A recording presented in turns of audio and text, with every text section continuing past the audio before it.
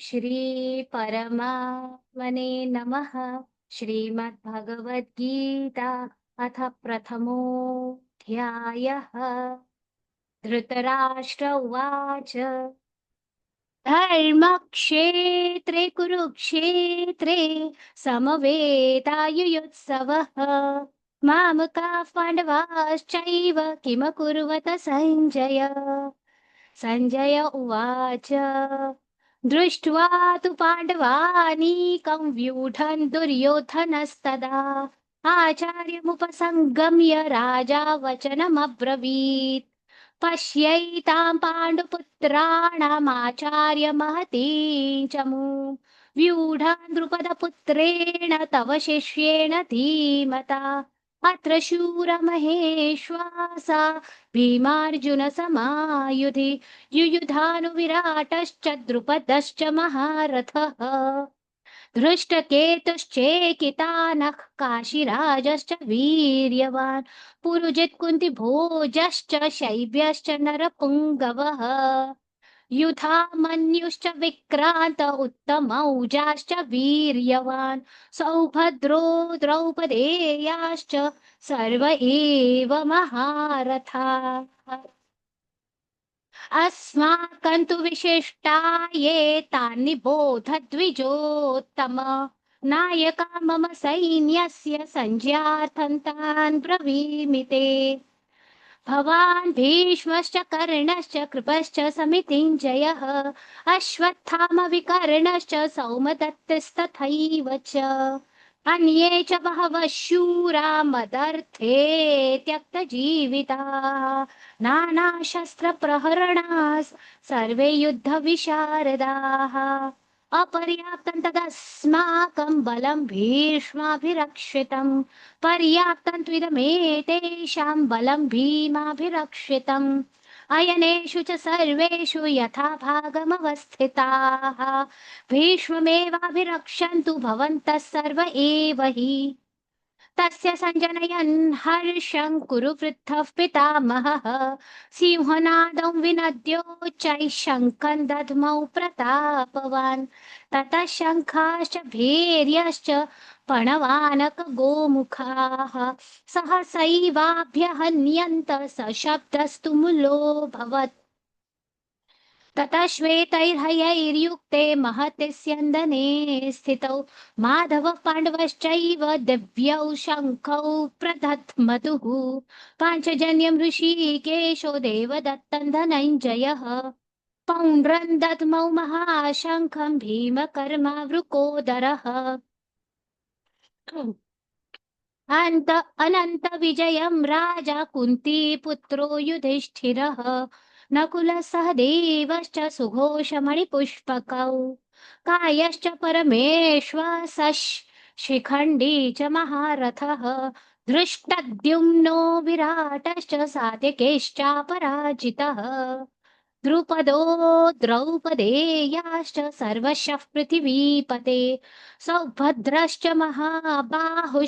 शङ्खान् दध्मुः पृथक् पृथक्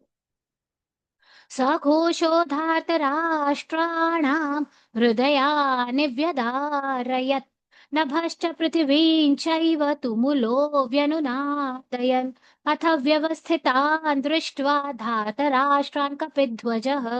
प्रवृत्ते शस्त्रसम्पाते धनुरुद्यम्य पाण्डवः ऋषिकेश तदा वाक्यमिदमाह महीपते अर्जुन उवाच सेनयोरुभयोर्मध्ये रथं स्थापयमेच्युत यावदेता निरीक्षेऽहै योद्धुकामानवस्थितान् कैर्मया सह योद्धव्यमस्मि रणसमुद्यमे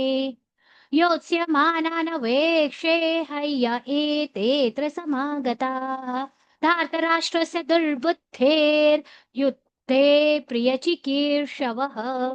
सञ्जय उवाच एवमुक्तो ऋषिकेशो गुडाकेशेन भारत सेनयोरुभयोर्मध्ये स्थापयित्वा रथोत्तमम् भीष्मद्रोणप्रमुखमः प्रमुखतः सर्वेषां च महीक्षिताम् उवाच पार्थ पश्यैतान् समवेतान् कुरूनिति तत्रापश्यत् स्थितान् पार्थ पितॄनथ पितामहान् आचार्यान् मातुलान् भ्रातॄन् पुत्रान् पौत्रान् सखींस्तथा श्वशुरान् सुहृदश्चैव सेनयोरुभयोरपि तान् समीक्ष्य स कौन्तेय सर्वान् बन्धूनवस्थितान् कृपया परयाविष्टो विषीदन्निदमब्रवीत् अर्जुन उवाच दृष्ट्वेमं स्वजनं कृष्ण युयुत्सुं समुपस्थितम् सीदन्ति मम गात्राणि मुखं च परिशुष्यति वेपथुश्च शरीरे मे रोमहर्षश्च जायते गाण्डीवं संसृते हस्तात् त्वक्चैव परिदह्यते न च शक्नोम्यवस्थातुं भ्रमतीव च मे मनः निमित्तानि च पश्यामि विपरीतानि केशव न च श्रेयोनुपश्यामि हत्वा स्वजनमाहवे न काङ्क्षे विजयं कृष्ण न च राज्यं सुखानि च किन्नो राज्येन गोविन्द किं भोगैर्जीवितेन वा येषामर्थे काङ्क्षितन्नो राज्यं भोगा सुखानि च तैमेव स्थिता युद्धे प्राणां त्यक्त्वा धनानि च आचार्याः पितरः पुत्रास्तथैव च पितामहाः मातुलाः श्वशुराः पौत्राः श्यालाः सम्बन्धिनस्तथा एतान्न हन्तुमिच्छामि घ्नतोऽपि मधुसूदन अपि त्रैलोक्यराज्यस्य हेतोः किन्नु मही कृते निहत्य धातराष्ट्रान्नः का प्रीतिः स्यात् जनार्दन पापमेवाश्रयेदस्मान् हत्वैतानततायिनः तस्मान्नार्हा वयं हन्तुं धातराष्ट्रान् स्वबान्धवान् स्वजनं हि कथं हत्वा सुखिनः स्याम माधव यद्यप्येतेन पश्यन्ति लोभोपहत चेतसः कुलक्षयकृतं दोषं मित्रद्रोहे च पातकम् कथं न ज्ञेयमस्माभिः पापादस्मान्निवर्तितुं कुलक्षयकृतं दोषं प्रपश्यद्भिर्जनार्दन कुलक्षये प्रणश्यन्ति कुलधर्माः सनातनाः धर्मे नष्टे कुलं कृत्स्नमधर्मो विभवत्युत अधर्माभिभवात् कृष्ण प्रदुष्यन्ति कुलस्त्रियः स्त्रीषु दुष्टासु वार्ष्णेय जायते वर्णसङ्करः संकरो नरकायैव कुलघ्नानां कुलस्य च पतन्ति पितरो ह्येषां लुप्तपिण्डोदकक्रियाः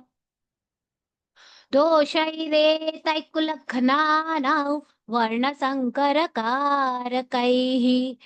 उत्साद्यन्ते जातिधर्माः कुलधर्माश्च शाश्वताः उत्सन्नकुलधर्माणां मनुष्याणां जनार्दन